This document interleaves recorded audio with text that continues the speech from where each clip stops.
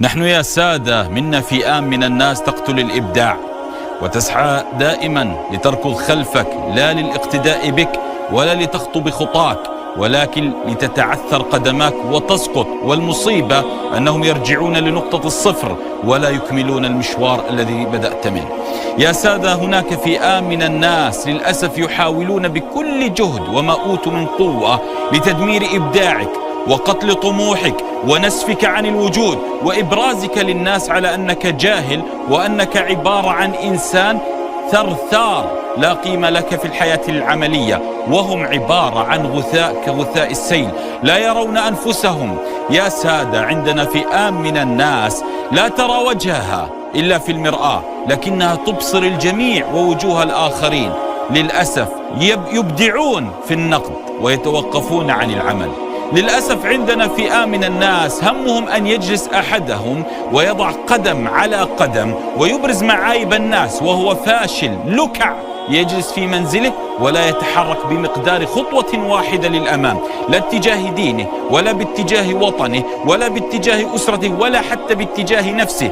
تجده من عام إلى عام لا يدخل في حصيلته العلمية كتابا واحدا، وإن دخل هذا الكتاب جلس أعوام طويلة يناضل من أجل فكر واحد ومنهج واحد. يا سادة، علينا أن نفهم أن جمال اللوحة التي تعلق بالجدران لكثرة ألوانها، فلا يعقل أن تضع لوحة واحدة بذي لون واحد ثم تقول هذا الإبداع. لا يا سيدي، الجمال اللوحات في زماننا هذا أن ترى فيها كل الألوان وتناسق الألوان. لهذا خذ كل لون كأنه فكر، وانظر لكل لون مختلف عن لونك الذي تحبه، هو جزء من جمال اللوحة، وكل لون تراه في زاوية اللوحة هو جزء لا يتجزأ من جمالها. لكن لما يبرز لنا فئام من الناس لا عندهم عمل ألوان ولا يرون إلا ألوانهم ولا يعترفون بلون الآخرين، هنا فعلا يموت الإبداع ويقتل الإبداع، هنا فعلا تجهض عقول الشباب، هنا فعلا تتدمر أحلام الشباب وتتحطم على عتبات غرور بعض عقول الناس.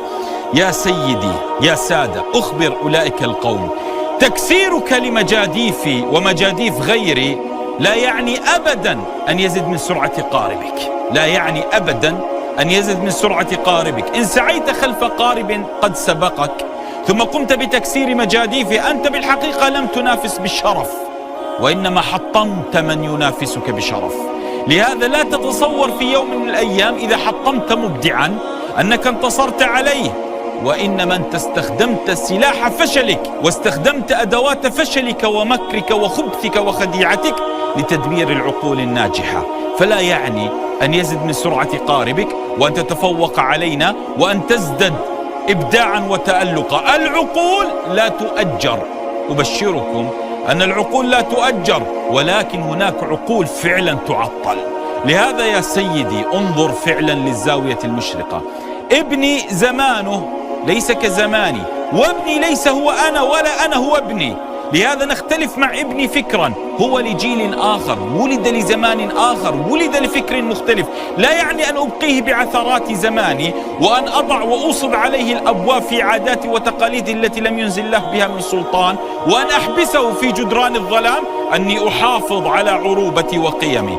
المحافظة على العروبة والقيم هي أن نتألق بها لا أن نبقيها مكانها.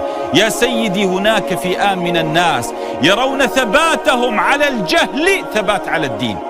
عندنا فئام من الناس يرون ثباتهم في بعض مسائل الفتية والفتاوى هو ثبات على الدين، وهم يثبتون على جاهلية وتخلف ولا يعترفون.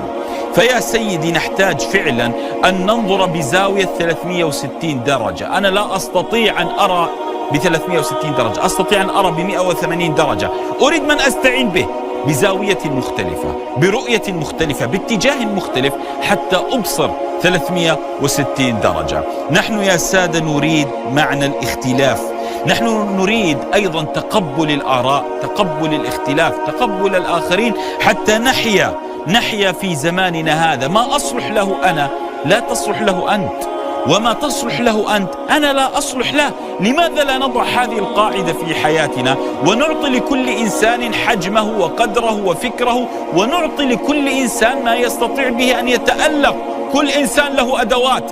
لاعب كرة القدم له أدوات كرة القدم قدمه، لاعب كرة التنس له أدوات، السلة له أدوات اليد والسرعة، لاعب الكاراتيه، الإعلامي له أدوات، الفنان له أدوات. الله عز وجل خلق ونثر الأدوات وأودعها في الكائنات.